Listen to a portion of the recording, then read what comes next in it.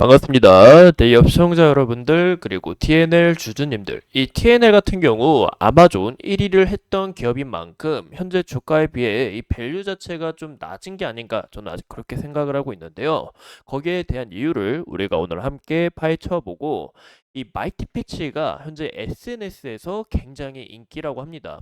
이 부분이 왜 어떻게 중요한지 우리가 오늘 한번 알아보고 27일 날 좀 중요한 이벤트가 있어요. 그래서 이런 부분도 우리가 함께 체크를 하셔야 된다라는 것과 그 제가 이 적정 주가를 다시 측정을 해봤습니다. 그 이유가 현재 이 화장품 관련 기업들이 굉장히 모멘텀을 받고 지속적으로 좋은 모습을 나타내주고 있는데 그런 부분에서 제가 이 밸류를 약간 더 높여봤으니까 오늘 영상 중요한 만큼 끝까지 시청해 주시고 좋아요와 구독으로 큰 힘 주시면 감사하겠습니다. 그럼 같이 바로 알아볼까요?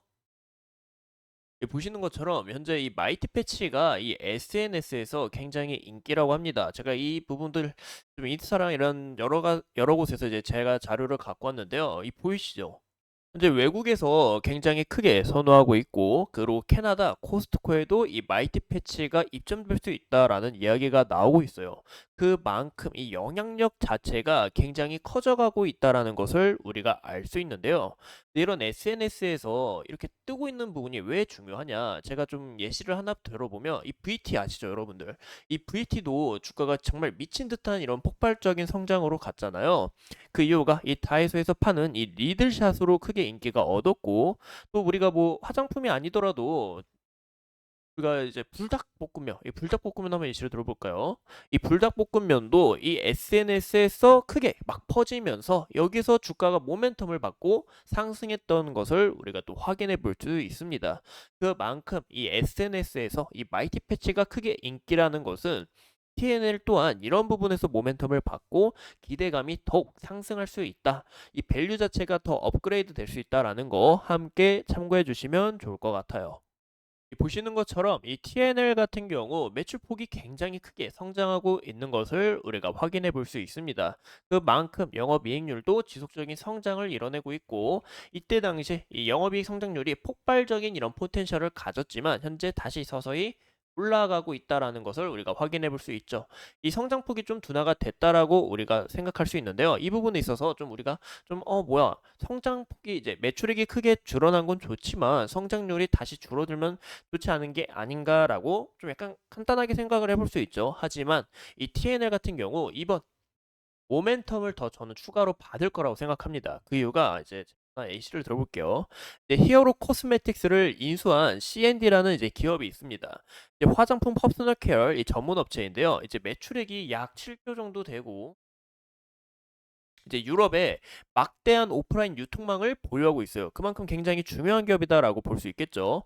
이제 인수 시점에 따른 이 C&D에 따르면 여드름 치료용 제품 시장이 약 9,400억 정도 된다고 합니다. 이제 TNL이 이 여드름 치료제를 판매하고 있죠. 근데 여기서 TNL 제품 히어로 마이티 패치가 18% 점유율을 차지하고 있대요. 굉장히 큰 폭으로 차지하고 있습니다, 여러분들. 또 올해부터 이 C&D가 오프라인 유통망을 출시됨에 따라 트러블 케어 수출이 전년 대비해서 약 250억 정도 증가할 것으로 또 추정을 하고 있고 현재 유통망 10%에서 20%에만 출시가 됐기 때문에 전부 출시하게 될 시 매출폭이 더욱 성장할 수 있다라는 부분이 굉장히 크겠죠. 현재 유통망 자체를 더 업하려고 준비 중에 있고 여기서 TNL이 모멘텀을 더 크게 받고 상승할 여력이 있다라는 것을 우리가 함께 참고해 주시면 좋을 것 같습니다. 그 이유가 매출폭이 더 올라갈 수 있다라는 부분이 굉장히 중요하다라는 거 봐주시면 좋을 것 같아요. 이 무엇보다 27일 날 굉장히 중요한 포인트가 있습니다. KBT 9에 나선 이 아마존 한국에서 대규모 셀러 설명회가 열린다라는 거죠. 이게 무슨 얘기냐면 제가 좀 한 가지 예시를 들어보면 아마존 여러분들 아실까요? 혹시나 이제 모르실 수 있는 분들도 계실 수 있는데 현재 이제 외국에서 이 글로벌적으로 이 대규모의 이커머스 기업이라고 생각해 주시면 좋을 것 같습니다. 우리가 이 배달을 시킬 때 이 쿠팡이 이제 쿠팡이나 이런 배달의 민족이 굉장히 최고인 것처럼 또 이제 뭐 우리 배달 음식이 아니더라도 뭔가 시킬 때 이제 쿠팡이 굉장히 빨리 갖다 주잖아요. 약간 이런 아마존이 그런 기업이다라고 좀 간단하게 봐주시면 좋을 것 같아요. 현재 이 회에서 우리나라 이 K 화장품이 너무 잘 팔리다 보니까 이제 아마존이 직접 와서 뷰티 컨퍼런스 개최를 하고 너무 감사해요. 너희 대박이에요. 약간 이런 식으로 이야기한다라는 거죠. TNL 또한 지금 이제 제가 저번 영상에서 보여드린 것처럼 1위를 차지했다가 이제 2위로 밀려났는데 2위도 무시하죠. 그만큼 TNL이 이런 27일 날 이벤트 또 아마존하고 연결이 되어 있는 만큼 추가적으로 이 모멘텀을 받고 상승할 여력은 있다라는 거 함께 참고해 주시면 좋을 것 같아요. 그래서 우리가 이 TNL의 차트와 그리고 앞으로의 이 적정 주가 거의 얼마쯤 되는지 한번 같이 함께 찾아보면은 이제 TNL 같은 경우 이때 당시 좀 이야기를 드렸었죠. 이때 당시 이 기간의 지속적인 매도세가 크게 일어나면서 주가도 많이 좀 떨어졌다라고 이야기를 드렸죠. 하지만 이 TNL 본질 자체가 흐트러진 건 아니고 오히려 좀 좋은 부분이다라고 저는 좀 약간 조심스럽게 이야기를 드렸죠. 어디까지나 이제 매수 추천, 매도 추천 절대 아니고요. 그저 참고만 해주시면 좋을 것 같아요. 하지만 이 TNL 자체가 이 아마존은 물론 현재 유럽 시장 확장 앞으로의 이 모멘텀이 더욱 증가할 예정이기 때문에 이런 부분에서 우리가 TNL 좀 지속적인 관찰이 필요하다라고 이야기를 드렸습니다. 그 이유 서서히 다시 하면서 이렇게 다시 최고점을 찍은 모습을 우리가 확인해 볼 수 있습니다. 윗꼬리 형태가 좀 나오고 있는데 무엇보다 이때 당시 보이시죠? 매물을 소화한 과정이 딱 두 번 있었어요. 근데 이 과정을 돌파하는 게 굉장히 중요하겠죠. 하지만 딱 오늘 돌파를 해놓고 여기서 추가적인 수급이 들어오지는 않고 현재 여기서 다시 한번 더 차익 실현 물량이 나오고 있다라고 해석해 주시면 맞습니다. 그래서 우리가 아직 TNL 지속적인 관찰이 필요하다라고 이야기를 드리고 싶고 최근에도 이 기간의 지속적인 매도세가 이루어졌지만 다시 외국인의 매수세와 기관의 매수세가 유입되고 있다라는 것을 같이 함께 참고해 주시면 좋을 것 같아요.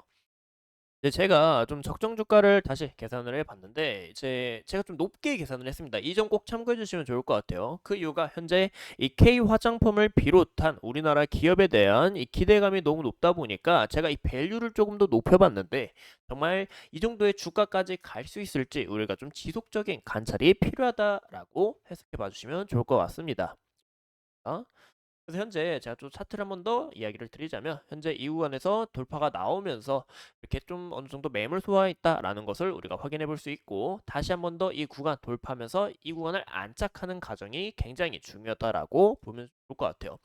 현재 구간에서 이 차익 실현 물량과 함께 주가가 밀린다고 해도 이 5일선을 깨지 않는 이런 흐름이 굉장히 중요하고 이때 당시에 매물이 겹쳐 있는 만큼 이 정도의 지지 라인과 그 다음으로 봤을 때 여기 매물이 겹쳐있던 이 지지 라인이 좀 중요한 라인이 되지 않을까라는 거 함께 봐주시면 좋을 것 같습니다. 또한 여러분들이 꼭 참고하시면 좋은 게 이제 TNL 같은 경우 이제 기업의 특성을 잘 보셔야 되죠. TNL 같은 경우 이 수주를 미리 좀 땡겨받아가지고 1분기와 2분기 실적이 좀 잘 나오는 경우가 있습니다.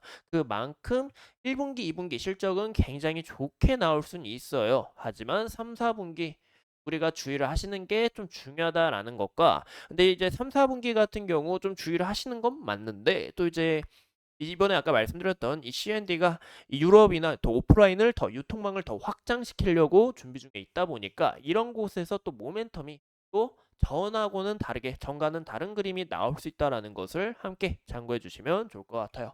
그래서 오늘 이 TNL에 대해서 함께 알아봤고 앞으로 추가적인 이슈 여러분들과 함께 하면서 끝까지 파헤쳐 보도록 하겠습니다. 오늘도 소중한 시간 내서 영상 시청해 주신 점 감사합니다.